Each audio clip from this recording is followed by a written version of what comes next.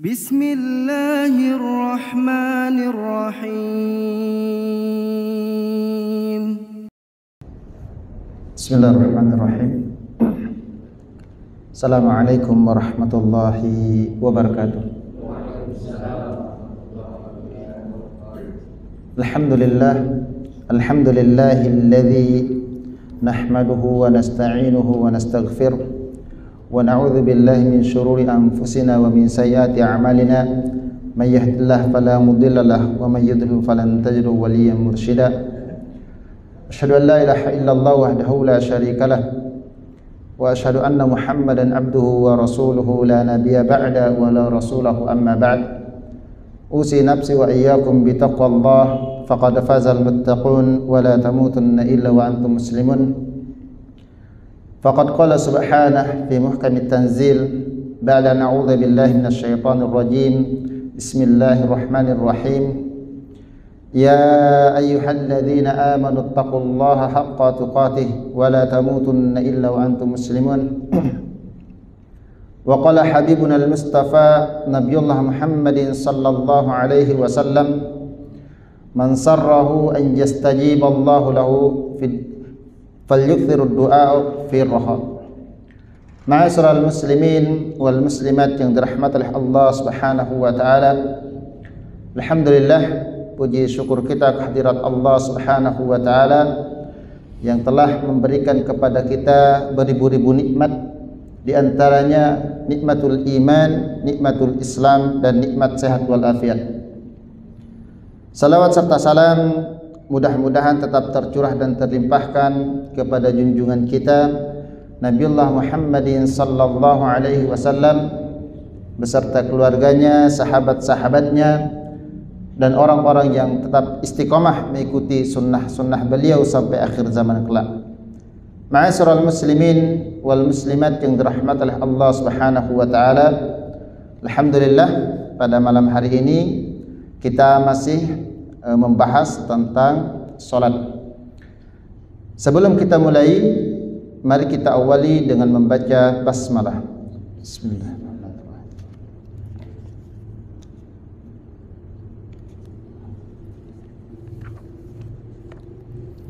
Baik. Masih kita membahas tentang salat. Apa itu salat? Salat adalah zikir. Baik. Orang yang salat disebut juga orang yang sedang berzikir. Makanya kalau seseorang hendak menunaikan ibadah salat, menunaikan salat, maka dia harus memperhatikan, yaitu apa? Wudu. Jika dia sudah berwudu dengan sempurna, dengan benar, ya, kemudian dia juga memperbaiki kesalahan salatnya atau memperbaiki salatnya, maka salat itu ketika sudah sempurna, maka dia akan melahirkan sesuatu yang luar biasa. Apa itu? Sudah wudu dengan sempurna, salatnya sudah sempurna, maka salat ini akan mengeluarkan sesuatu yang luar biasa, menghasilkan hadiah yang luar biasa. Apa itu? Apa itu? Latif. Itu kan makna salat. Sekarang dia akan memberikan hadiah untuk kita, orang yang mengerjakannya. Wudunya sudah sempurna, salatnya sudah sempurna, maka salat ini akan mengeluarkan hadiah. Apa itu? Akhlak. Kalau wudunya sudah sempurna, salatnya sudah sempurna, maka salat ini akan memberikan hadiah kepada pelakunya. Apa itu? Akhlak. Karena akhlak ini didapati dengan proses ibadah. Dengan apa? Proses ibadah. Adapun adab itu akan dihasilkan, akan didapatkan dengan proses belajar. Kalau akhlak ini didapatkan dengan proses ibadah. Baik. Kata Utsman bin Affan, barang siapa yang selalu menjaga salatnya tepat pada waktunya, maka Allah Subhanahu wa taala akan memberikan kepadanya 9 kemuliaan. 9 kemuliaan. 1, orang itu akan dicintai oleh Allah Subhanahu wa taala. 2, orang itu akan selalu diberikan kesehatan oleh Allah Subhanahu wa taala. 3, orang itu kediamannya akan selalu dijaga oleh para malaikat. 4, rumahnya akan selalu diberkahi. 5, wajahnya akan memancarkan jati dirinya seorang yang soleh. 6, ya, dia akan dimudahkan oleh Allah saat menyeberangi sirat atau jembatan menuju surga. 7, ya, 7, orang itu akan diselamatkan oleh Allah dari neraka. Kemudian yang 9, orang itu akan dikumpulkan oleh Allah di dalam surga bersama orang-orang yang tidak pernah takut dan bersedih.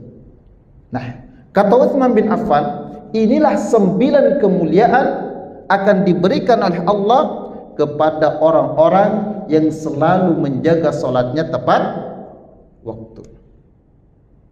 Ma'asyiral muslimin wal muslimat yang dirahmati oleh Allah Subhanahu wa taala, pernah suatu ketika ada seorang sahabat datang ke hadapan Nabi lalu mengatakan, "Ya Rasulullah, ayu amalin afdal?" Amalan apa yang paling afdal? Ayu amalin ahabbu ila Allah? Amalan apa yang paling dicintai oleh Allah? Kata Nabi, as-salatu ala waqtiha. Salat tepat pada waktunya. Wa birrul walidain, dan juga berbakti kepada kedua orang tuanya. Yang ketiga, al-jihadu fi sabilillah. Nah, makanya para jamaah rahimakumullah, kita diperintahkan oleh Nabi untuk selalu menjaga salat kita. Itulah pesan terakhirnya baginda kita, baginda Nabi sallallahu alaihi wasallam. Sebelum meninggal kata Nabi, as-shalah, as-shalah, as-shalah. As-shalah, jaga salatmu. As-shalah, jangan kau sesekali meninggalkan salat. As-shalah, jangan sesekali kamu menunda waktu salat. Di dalam kitab Siyasah Asy-Syar'iyyah disebutkan, dalam suatu hadis disebutkan, ma madat islamu urwatan urwatan. Kata Nabi, Islam itu akan terputus satu persatu. Kata para sahabat, bagaimana ya Rasulullah? Awwaluha, yang pertama kali putus kata Nabi, as-shalah, yaitu salat. Kalau salat sudah putus, maka amalan lainnya mudah kita singkirkan, mudah kita tinggalkan. Kata para ulama, salat itu ibaratnya apa? Tiang. Pondasinya, ya, pondasinya disebut dengan salat. Atasnya disebut dengan al-hukmu, hukum. Kata Rasulullah, Islam itu, kuatnya Islam itu, kokohnya Islam itu apabila pondasinya kokoh. Pondasinya apa? Salat. Kalau pondasi ini tidak kokoh, maka bangunan itu akan jatuh, maka akan ambruk. Makanya kata Nabi, Islam itu akan putus satu persatu, pertama kali itu salat. Jadi amalan lainnya itu berjatuhan. Amalannya apa? Berjatuhan. Setelah berjatuhan, maka yang kedua kata Nabi, al-hukmu, hukum Allah. Yang kedua hukum Allah. Jika salat dan hukum ini sudah ditinggalkan, maka semua pekerjaan, semua amalan itu mudah kita tinggalkan. Karena inilah kunci kehidupan kita yang sebenarnya. Ma'asyiral muslimin wal muslimat yang dirahmati oleh Allah Subhanahu wa taala. Makanya ditegaskan oleh Nabi sallallahu alaihi wasallam, Salat itu kita dipanggil oleh Allah ya supaya kita semakin tenang. Kita dipanggil hayya 'alas shalah, ayo salat. Ya Allah, untuk apa salat? Kalau kamu punya hajat, ya, ketika kamu mohon pada Allah, aku akan kabulkan. Ketika hatimu gelisah, kemudian kamu salat, maka seketika hati itu menjadi tenang. Pernah suatu ketika Rasulullah sedang berjalan-jalan, tiba-tiba ada seorang sahabat bertanya.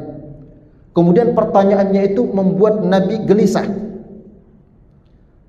Kata Bilal, tiba-tiba Rasulullah masuk ke dalam rumah. Tiba-tiba masuk ke dalam rumah. Apa yang dilakukan oleh Rasulullah? Rasulullah ambil air wudu, salat. Makanya dalam hadis itu, kana Nabi sallallahu alaihi wasallam idza fazabahu amrun as-salah. Ketika Nabi dipersulit oleh suatu perkara, maka Nabi sallallahu alaihi wasallam itu salat. Kita punya masalah yang besar, belum diketahui jalan keluarnya, maka solusinya salat. Di dalam salat itu ada amalan yang mustajab. Kata Nabi, kalau kamu sudah sujud terakhir, perbanyaklah berdoa, karena di saat itulah semua doa seorang hamba dikabulkan oleh Allah Subhanahu wa taala. Makanya kalau salat perpanjanglah sujud. Sakit pinggang, perbanyak sujud. Masya Allah, ternyata sujud itu juga bisa mengatasi sakit pinggang. Ma'asyiral muslimin wal muslimat yang dirahmati oleh Allah Subhanahu wa taala. Inilah salat. Makanya kalau salat yang baik, maka dia akan melahirkan akhlak. Melahirkan apa? Akhlak yang baik. Nah, tapi kalau salatnya bolong-bolong, hari ini salat, isya salat, subuhnya kesiangan, duhurnya sudah salat tepat waktu, asarnya lepas sampai maghrib. Nah, jangan sampai seperti ini, ya, jangan sampai seperti ini. Kalau kita sekali saja meninggalkan salat atau menunda waktu salat sekali saja, maka datanglah syaitan membisiki kepada kita, fulan, waktu salat masih panjang, tinggalkan dulu, main dulu. Ketika sudah mau masuk waktu asar, barulah di situ kita terburu-buru melaksanakan salat zuhur. Nah, disitulah kita tidak ada kekhusukan dalam salat. Insyaallah Bapak ya. Sampai di sini ya. Baik. Kata Nabi, salat itu juga solusi dari masalah, solusi dari segala masalah yang kita hadapi. Makanya kata Allah, wa may yattaqillaha yaj'al lahu makhraja. Kalimat yang luar biasa, kalimat makhrajanya tidak menggunakan alif lam. Artinya kata para ulama, seketika Allah berikan solusi. Siapa yang berusaha sungguh-sungguh meningkatkan kualitas takwanya, seketika Allah berikan jalan solusi. Masya Allah, inilah salat. Makanya kata Nabi, pernah suatu ketika mereka dalam hijrah, ya, tiba-tiba di tengah perjalanan Rasulullah mengatakan, kita istirahat dulu. Kata sahabat yang lain, ya Rasulullah, hati ini belum tenang. Bagaimana saya untuk mengatasi hati ini? Hati saya dari tadi enggak tenang, gelisah terus. Kata Rasulullah, ya Bilal, qum ya Bilal, berdiri wahai Bilal, fa'arihna bis shalah, buat kami nyaman dalam salat, untuk mendirikan salat. Makanya kata Bilal, ya Rasulullah, apakah salat itu bisa menenangkan hati? Ya. Salat itu bisa menenangi hati kita. Salat itu bisa memberikan solusi dari masalah yang kita hadapi. Makanya kalau ada masalah yang belum tuntas sampai saat ini, itu mungkin kita jarang atau kurang, ya, salat. Bisa jadi. Sehingga apa? Solusi itu tidak diberikan jalan keluar oleh Allah Subhanahu wa taala. Ma'asyiral muslimin wal muslimat yang dirahmati oleh Allah Subhanahu wa taala, inilah makna salat. Inilah makna salat. Kalau sudah kita mengetahui, ya, Kesempurnaan salat itu ada pada kesempurnaan wudu. Kalau salat kita ingin diterima, maka sempurnakanlah wudu. Nah, kalau kita sudah berusaha menyempurnakan wudu, menyempurnakan salat, maka salat itu akan melahirkan akhlak yang baik kepada kita. Sehingga apa? Sehingga emosional kita itu terjaga, sehingga kekerasan kita itu akan diganti oleh Allah Subhanahu wa taala menjadi ketegasan dan lemah lembut. Inilah salat, makna salat yang sebenarnya. Ma'asyiral muslimin wal muslimat yang dirahmati oleh Allah Subhanahu wa taala, pembahasan salat ini panjang, Pak. Ya, cuman kita akan memberikan hanya pengertiannya saja. Ya, Pak, kalau masalah salat ini panjang sekali. Belum lagi salat dengan menggunakan satu pakaian. Belum lagi salat dengan menggunakan sandal. Salat, ya, kemudian ketika kita masbuk menemukan imam sudah sudah tahiyat akhir, kemudian kita berlima membuat saf di belakang. Nah, ini yang dilarang. Kalau ada imam ya masih tahiyat akhir, kita tidak diperbolehkan membuat saf baru. Karena kata Nabi tidak ada dua saf di dalam satu masjid kecuali imamnya sudah salam, baru diperbolehkan. Insyaallah paham Pak ya. Nah, baik. As-shalah, kalimat salat ini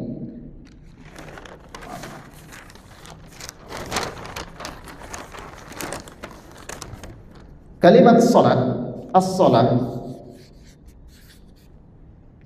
Kenapa ada orang yang rajin salat, bahkan setiap malamnya tahajud, setiap harinya duha, salat 5 waktunya tidak pernah ketinggalan, tapi akhlaknya tidak ada.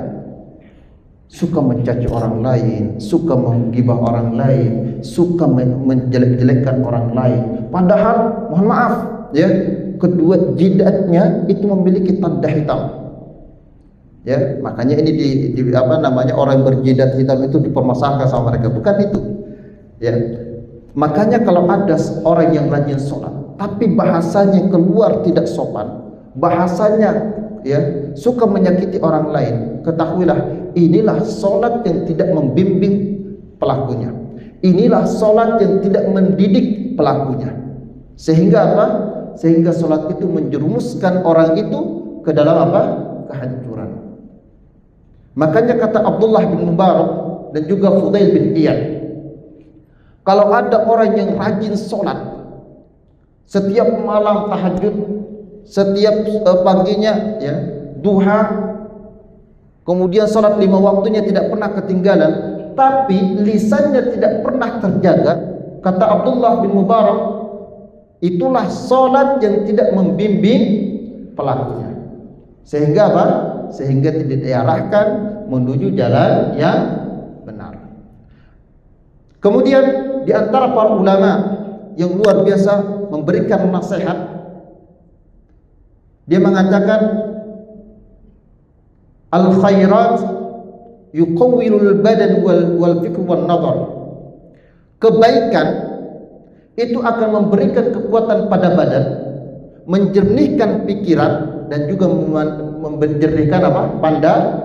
Pandangan. Akan tetapi sebaliknya, wasayyi'ah, adapun keburukan, yudha'iful badan, badannya dilemahkan, wal fikr, dan pikirannya juga dilemahkan, wan nadhar, dan pandangannya digelapkan oleh Allah Subhanahu wa taala. Makanya kalau kita ingin badannya dikuatkan, pikirannya dijernihkan, pandangannya dijernihkan, maka kuncinya perbaikilah salat. Makanya orang-orang terdahulu, Pak, maaf, saya akan sedikit cerita. Kalau mereka sudah salat, itu sudah tidak bisa diganggu. Abad bin Bishr, insyaallah tahu Pak ya? Tahu? Abad bin Bishr atau Abdullah bin Bishr, itu kalau salat, apapun yang melintasi di depannya itu nggak akan lari. Kalau sudah Allahu Akbar, itu nggak akan lari kemana-mana. Sudah khusyuk, masya Allah. Suatu ketika Di saat dia ribat menjaga kaum muslimin sedang tidur, kemudian dia melihat kiri kanannya. Wah, kiri kanan sudah aman, semua sudah tertidur lelap. Kemudian dia sholat, baru takbir Allahu Akbar, tiba-tiba anak panah nancap di tangannya, dicabut. Masih sholat, lanjutkan terus bacaannya. Begitu dia ruku, bangkit dari ruku, terkena lagi dadanya. Masya Allah, terkena dada, dia berusaha cabut. Setelah dia sujud, punggungnya terkena anak panah karena tangannya sudah gemetaran, ya. Kemudian dia baru memegang Abdullah bin Umar, dipegang untuk meminta bantuan supaya digantikan menjaga apa? Riba, menjaga penjagaan kaum muslimin yang sedang tertidur. Kalau bapak-bapak gimana? Allahu Akbar, nancap panah, kira-kira masih bertahan atau lari? Hah? Lari. Kenapa lari, Pak? Takut. Masya Allah. Ketika ditanya Abdullah bin Bishr ini, kenapa kamu nggak lari? Aku sedang berbicara, berbincang-bincang dengan Allah. Bagaimana aku mau lari? Aku sedang ngobrol dengan Allah.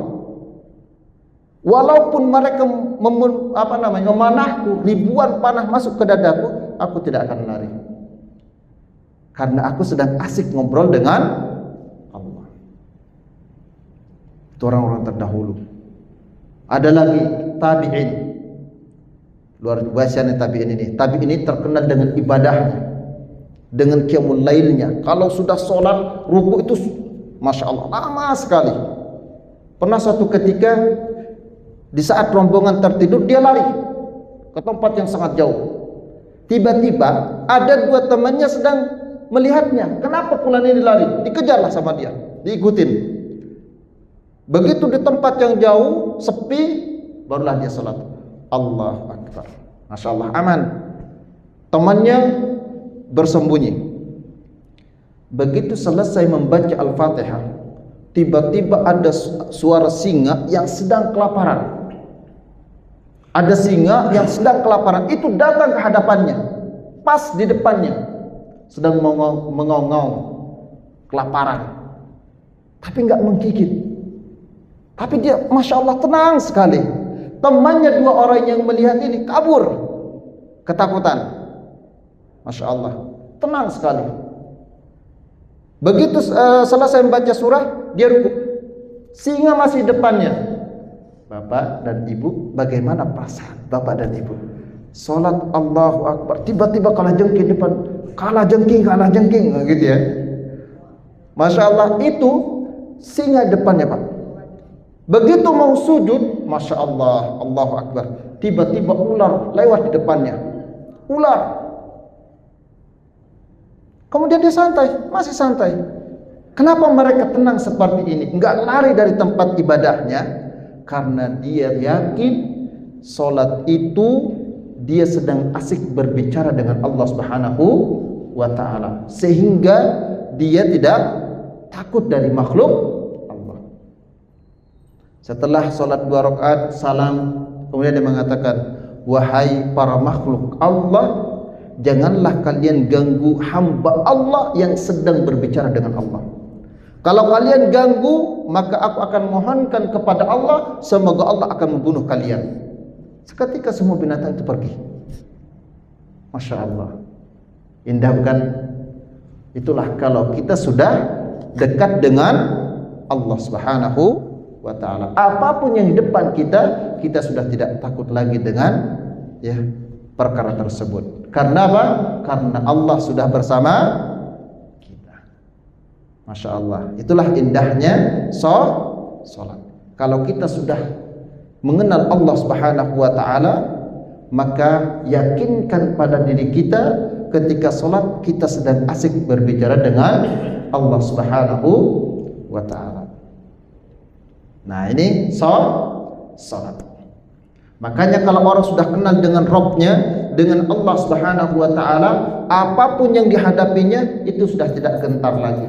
Walaupun diancam dibunuh, justru dia senang, karena sebentar lagi akan berjumpa dengan Allah Subhanahu wa Ta'ala, dan ingin berjumpa dengan kekasihnya siapa?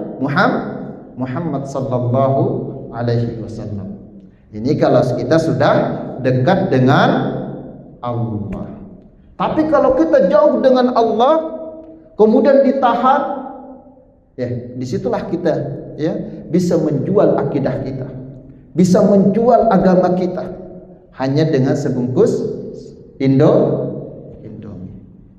Karena kita sudah jauh dengan Allah Subhanahu wa taala. Nah, ma'asyiral muslimin wal muslimat yang dirahmati oleh Allah Subhanahu wa taala, itulah salat. Kalau salat itu ingin membimbing kita, maka sempurnakanlah wudu, kemudian ya sempurnakanlah salat. Insyaallah salat itu akan membimbing hidup kita yang kurang baik menjadi lebih baik. Inilah makna salat yang sebenarnya. Insyaallah paham sampai di sini ya? Insyaallah. Baik. Ma'asyiral muslimin wal muslimat yang dirahmati oleh Allah Subhanahu wa taala, salat ini juga ya, ada orang ketika salat itu setiap gerakannya takbir.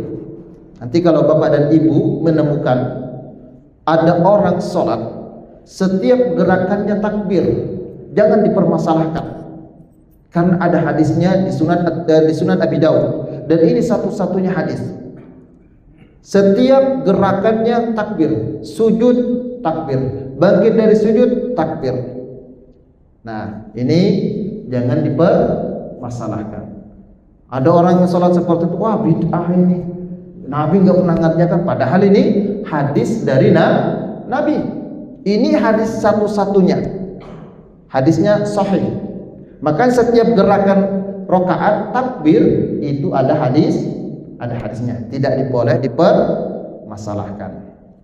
Yang dipermasalahkan itu yang nggak mau sholat, sudah diajak tapi nggak mau, asik dengan apa? Hiburan sendiri. Nah, ini yang dipermasalahkan. Baik, ma'asyiral muslimin wal muslimat yang dirahmati oleh Allah Subhanahu wa taala. Kemudian ada lagi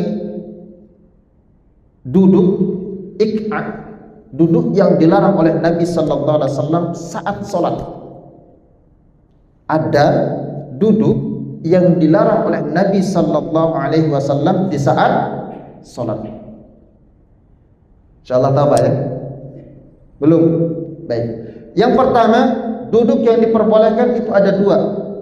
Pertama, duduk seperti ini ketika salat, atau duduk seperti ini. Ya, kakinya dilipat, ya maaf, ya seperti ini itu boleh, atau seperti ini juga boleh. Yang dilarang oleh Nabi itu begini. Nah, ini dilarang oleh Nabi. Dibuka kakinya, duduk.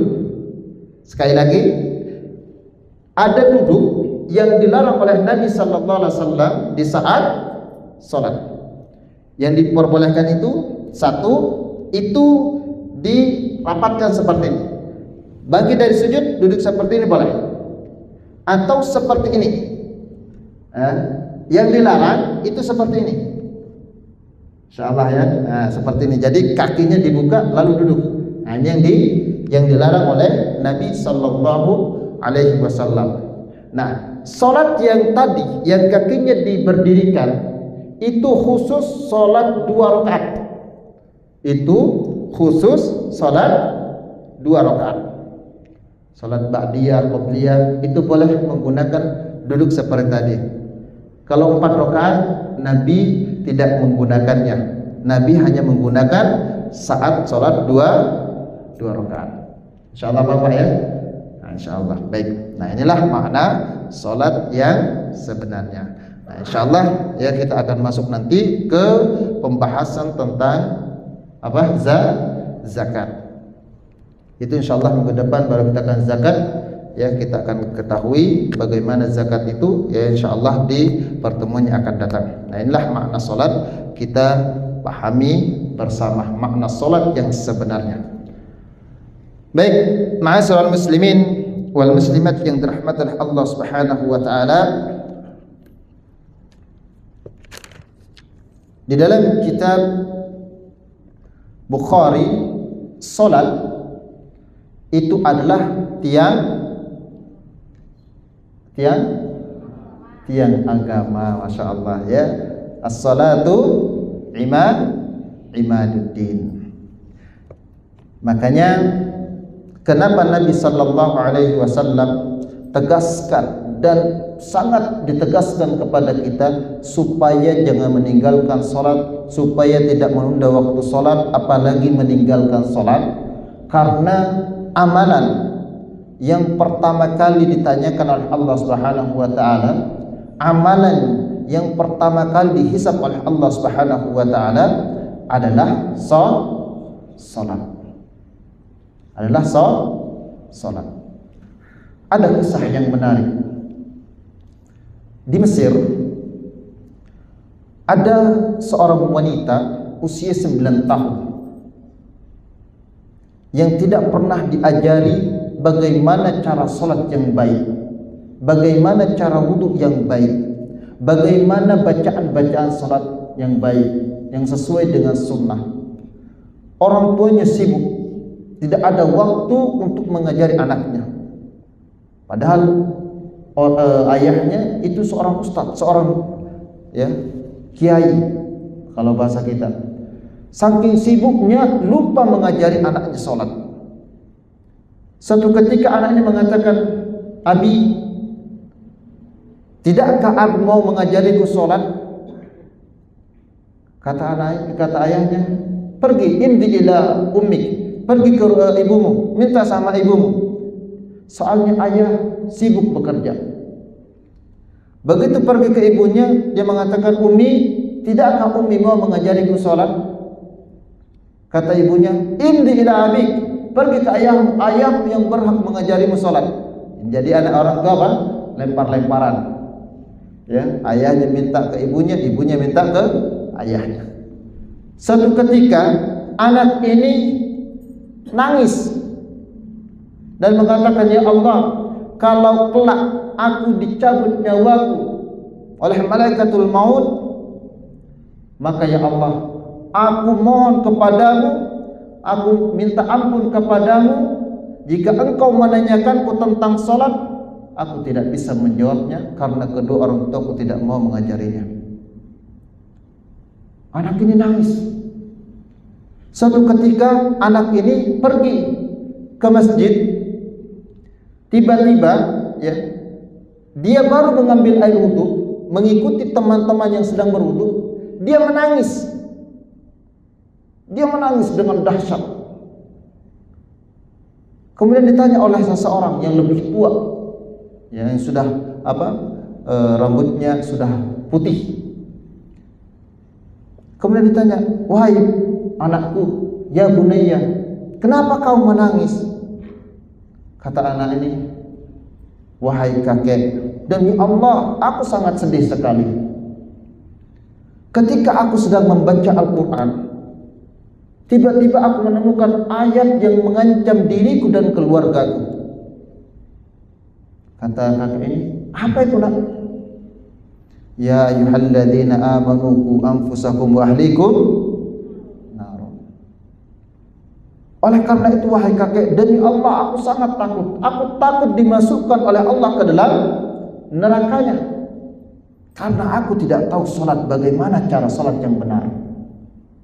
Demi Allah kakek, aku takut kepada Allah disiksa oleh Allah dalam nerakanya karena aku tidak tahu bagaimana cara wudu yang benar. Apa kata kakek ini? "Nah, kami ini belum balik, masih kecil. Kamu tidak akan disiksa oleh Allah, kamu tidak akan diazab oleh Allah, kamu tidak akan dimasukkan oleh Allah ke dalam nerakanya." Apa kata anak kecil ini yang membuat kakek itu menangis?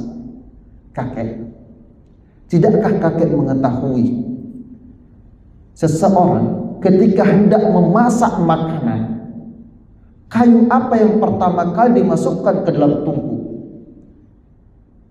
Kata kakek ini, "Kayu besar." Kata anak ini, "Salah. Kayu yang pertama kali dimasukkan ke dalam tungku itu kayu yang paling kecil, barulah kayu yang besar." Seketika kakek itu menangis, "Demi Allah, anak ini lebih takut daripada saya." Maka dari situlah anak ini mengatakan, kakek, izinkan saya meminta waktumu untuk mengajariku cara wudhu yang benar, cara sholat yang benar, karena ini permintaanku, dan aku akan berdoa kepada Allah tidak diwafatkan kecuali dalam keadaan sujud di hadapannya. Masya Allah, ini seorang anak yang tidak diajari oleh kedua orang tuanya, tapi dia sudah berusaha mencari cara untuk sholat. Nah, makanya para jamaah rahimakumullah, selagi kita masih diberikan kesempatan oleh Allah Subhanahu wa taala, ayo kita sama-sama pertama kali kita mengajari anak dan istri kita sholat yang benar. Jangan orang lain dulu, keluarga dulu yang kita harus dakwahkan. Keluarga dulu yang harus kita didik. Anak dan istri harus kita ajari tata cara wudhu dan sholat yang benar. Seperti yang kemarin saya sampaikan, seorang hamba yang rajin ibadah, puasanya tidak pernah ketinggalan, qiyamul lailnya tidak pernah ketinggalan, tapi dilemparkan oleh Allah ke dalam nerakanya, disiksa oleh Allah. Lalu hamba ini mengatakan, ya Rabb, ana ibadukas salih, aku hambamu yang saleh. Aku tidak pernah meninggalkan sholat, aku tidak pernah meninggalkan puasa. Kenapa ya Allah? Engkau menyiksaku. Kamu senang menyiksaku ya Allah. Apa kata Allah? Bukankah selama di dunia kamu punya anak dan istri? Kata hamba ini, benar ya Allah. Aku punya anak, aku juga punya istri. Kata Allah, apakah keduanya kamu didik dengan benar? Kata hamba ini, ya Allah, kalau itu aku lupa, saking ibadah, saking semangatnya ibadah kepadamu. Kata Allah, itulah sebabnya aku lemparkan kamu ke dalam neraka. Ma'asyiral muslimin wal muslimat yang dirahmati oleh Allah Subhanahu wa taala, inilah makna salat. Mungkin ini saja dari saya, mudah-mudahan ada guna dan manfaatnya. InsyaAllah di minggu depan kita akan masuk yang ketiga, yaitu zakat. Yang InsyaAllah kita akan bahas zakat secara detail, kapan zakat itu dikeluarkan dan kapan dan siapa saja penerima zakat itu. Apakah orang hamil juga wajib mengeluarkan zakat atau tidak? InsyaAllah di minggu depan kita akan membahas tentang zakat. Sebelum saya tutup, mungkin ada dari Bapak dan Ibu ada pertanyaan yang kurang jelas dari penyampaian saya tadi, silahkan ditanyakan kembali. Silahkan. Assalamualaikum. Saya minta tolong dijelaskan itu persamaan sholat dan zikir, karena saya banyak menemukan di tempat yang berbeda itu ada orang yang menganggap zikirnya itu dia udah sholat. Itu ada beberapa, walaupun dia itu nggak saling kenal, tapi mereka berkeyakinan seperti itu. Makanya batasannya di mana antara persamaan sholat dan zikir tadi? Sholat dan zikir. Baik, sholat dan zikir, gitu ya. Sholat dan zikir. Zikirnya setelah sholat atau belum? Apa maksudnya? Maksudnya zikir itu maknanya sholat itu maknanya zikir, atau sholat dan zikir dipisahkan? Tadi kan di awal tadi kan Ustaz bilang sholat itu juga zikir, juga kan tadi persamaan zikir tadi kan. Oh, baik. Ya. Salat itu artinya zikir, gitu ya. Salat itu artinya zikir. Nah, makanya kenapa salat itu disebut dengan zikir? Zikir itu maknanya makanya kata Allah dalam Al-Qur'an, ala bidzikrillah tatma'innul qulub. Bukankah orang yang berzikir itu hatinya tenang? Zikir, orang membaca Al-Qur'an disebut zikir. Orang ibadah juga disebut dengan zikir. Nah, makanya disebut dengan zikir. Salatnya disebut dengan zikir dari takbiratul ihram sampai salam. Ini disebut dengan zikir. Ya Pak ya. Nah, batasannya dari takbiratul ihram sampai salam. Nah, makanya kenapa salat itu disebut dengan zikir? Ya, karena salat itu akan menghilangkan kegelisahan dalam hati. Salat itu akan memberikan obat kepada hati supaya hatinya semakin sehat. Makanya kata para ulama, Beliau mengatakan hati itu ketika sudah merasa sakit atau ketika hati itu sakit, seperti seorang petani ketika dia pergi ke sawahnya melihat padi-padinya sakit, apa yang dilakukan oleh petani? Diam atau mengambil pupuk? Baik, ketika seorang petani melihat padinya sakit, dia nggak berdiam diri, melainkan dia bergegas pulang, mengambil pupuk, kemudian diobati dengan harapan supaya padi ini tumbuh dengan sehat, subur. Begitu juga dengan seorang muslim, ketika menemukan hatinya sedang sakit, maka dia bergegas memberikan obat. Makanya kata para ulama, minumannya hati itu kebaikan. Semua kebaikan itu minumannya. Adapun makanannya supaya semakin sehat itu adalah tilawatul Quran dan salat. Makanya makanannya apa? Bukan hanya manusia yang makan, tapi juga hati butuh makan. Makannya apa? Tilawatul Quran dan salat. Minumannya adalah semua kebaikan. Itulah minumannya hati. Nah, ketika dia sudah selalu berusaha menjaga hatinya, kata Ibnu Qayyim rahimahullah, ketika seseorang sudah berusaha menjaga hatinya, ya, supaya semakin sehat, maka ketika hati itu sehat, maka hati itu akan selalu mendorong orangnya untuk selalu mengerjakan kebaikan. Kapan dia akan memanennya? Ketika sudah berjumpa dengan Allah Subhanahu wa taala. Nah, batasannya salat itu ya dari takbiratul ihram sampai salam. Nah, itulah batasan zikirnya. Insyaallah wallahu a'lam bishawab. Silakan yang lain. Assalamualaikum.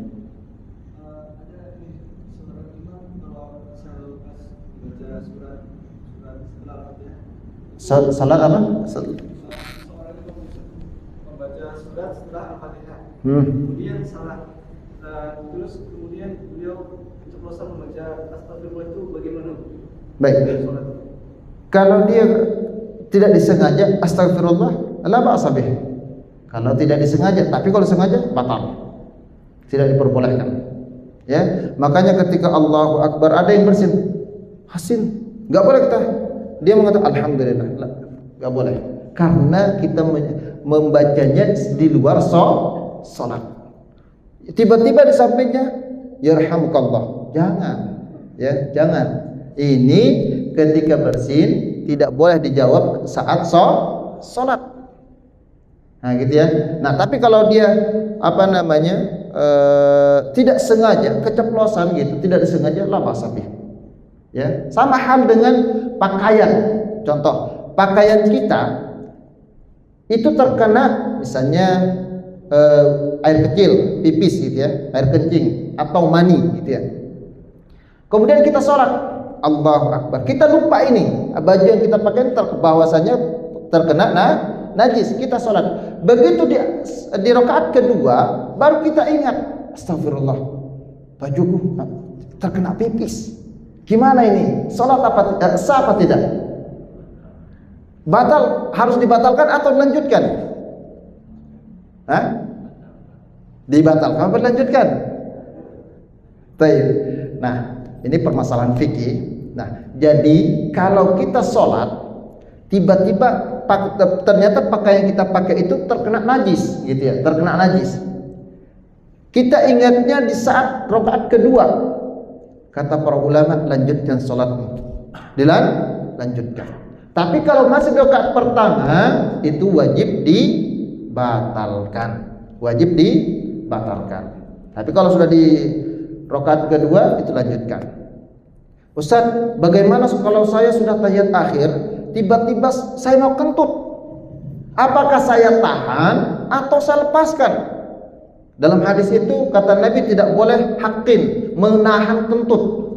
Karena kita menahan juga sholat batal. Apakah saya tahan atau saya lepaskan? Lebih baik dilepaskan. Ustaz, ini sudah tahiyat akhir. Walaupun tahiyat akhir, tapi dilepaskan. Tapi kalau sudah salam, insya Allah tidak batal. Tapi kalau baru tahiyat tiba-tiba sudah mau keluar, dilepas. Kalau kita tahan juga sholat kita batal. Kenapa batal? Karena kehilangan kekhusyukan dalam sholat. Cepat imam, ini mau keluar cepat. Nah, akhirnya apa? Khusyuknya hilang, ya kan Pak? Makanya lebih baik apa? Dilepas. Diulang lagi Pak. Ditahan pun diulang lagi sebenarnya. Nah, ya kan? Ditahan itu juga apa? Batal juga sholat kita. Mana kita pilih? Dilepas atau ditahan? Lepas. Nah, baru kita ulang sholat lagi. Ustaz, kalau saya lepas suaranya besar, ini nggak masalah. Alhamdulillah, kita masih diberikan kentut. Bagaimana kalau Allah tahan kentut kita nggak keluar? Nah, jadi penyakit. Makanya kalau ada orang teman kita kentut, terus jangan kurang ajar, jangan. Tapi kita katakan alhamdulillah, ternyata saudaraku masih diberikan kentut. Kalau sudah ditahan oleh Allah, susah. Itu akan menjadi penyakit. Insyaallah paham Pak ya? Nah, ini ya, kalau hakim menahan air kecil atau kentut ya, itu harus dibatalkan. Tapi kalau sudah assalamualaikum ke kanan, insyaallah lepaskan aja. Insyaallah tidak batal. Insyaallah tidak batal. Tapi kalau baru duduk, nah, lebih baik mengulang. Ustaz, apakah saya dapat pahala jamaah atau saya mendapat pahala sendirian? Insyaallah dapat pahala berjamaah karena niat kita sholat berjamaah. Nah, seperti itu ya. Nah, silakan Pak yang lain. Sama kalau imam juga. Sama Pak. Imam juga sama. Makanya di belakang imam itu harus orang yang memenuhi syarat dalam imam. Tidak boleh orang yang tidak paham syaratnya, tidak paham bacaan Al-Qur'annya, tiba-tiba duduk di belakang imam. Begitu imam batal, bingung siapa mau maju ini. Saya ginian. Ya kan? Ini ada kejadian di salah satu masjid. Di belakangnya itu orang nggak paham baca Al-Qur'an. Kebetulan sholat subuh. Sholat baru rakaat pertama, imam itu sakit perut, ditinggalkan belakang. Bingung ini dari mana nih? Tiba-tiba yang jalan dari pojok jalan. Nah, makanya apa? Di belakang imam itu harus orang yang paham sholat dan mengerti bacaannya. Kenapa seperti itu? Kalau orang yang tidak mengetahui syarat-syarat imam dan tidak mengetahui bacaan-bacaan Al-Quran, kemudian jadi imam, ketika imam itu salah, kemudian dia membaca ayat sembarangan, gitu ya, menyambung ayat-ayat yang tidak ini, maka dosa makmumnya itu ditanggung oleh imam. Pilih mana Pak? Cari aman, jangan duduk di belakang imam. Wah, saya nggak mau pindah. Nah, tapi kalau misalnya sudah bisa, kita juga kalau sudah bisa jangan menyingkir, harus duduk di belakang imam. Kalau kita sudah paham bacaan Al-Quran, paham syarat-syarat sholat, kemudian kita malah duduk di paling pojok, kita disebut oleh Allah menjadi orang yang muflis, orang yang hemat, nggak mau berbagi. Bahaya, salah kan? Salah semua. Nah, itu makanya harus diketahui syarat-syarat sholat dan bacaan Al-Quran. Insyaallah. Baik, silakan yang lain. Nah, silakan. Kalau duduk di dalam sujud, kalau misalkan jempolnya itu nggak ditekuk, itu apakah boleh? Kakinya nggak ditekuk, kenapa nggak ditekuk? Kenapa nggak ditekuk? Harus ditekuk. Karena mungkin barangkali susah sama ada sakit. Makanya harus berusaha dilatih. Dilatih. Kecuali ada penyakit nggak bisa ditekuk, boleh. Kakinya pun nggak bisa dilipat, ya, bisanya diselonjorkan. Itu kalau tidak bisa. Tapi kalau bisa, ya harus dipenuhi syarat-syaratnya. Nah, tapi misalnya orangnya gemuk, tiba-tiba kakinya nggak bisa dilipat, ya duduk senyamannya. Duduk senyamannya. Nah, duduk senyamannya. Maka kalau bisa banyak olahraga. Nah, kurus pun jangan terlalu kurus, harus sedang. Khawatir bahaya. Ya. Nah, Baik, silakan yang lain. Nah, insyaallah ya. Silakan Bapak dan Ibu kalau ada pertanyaan. Silakan.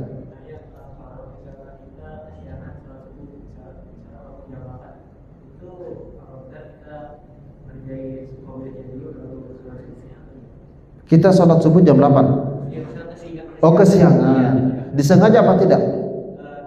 Kalau tidak disengaja silahkan lanjut. Karena Nabi juga pernah kesiangan.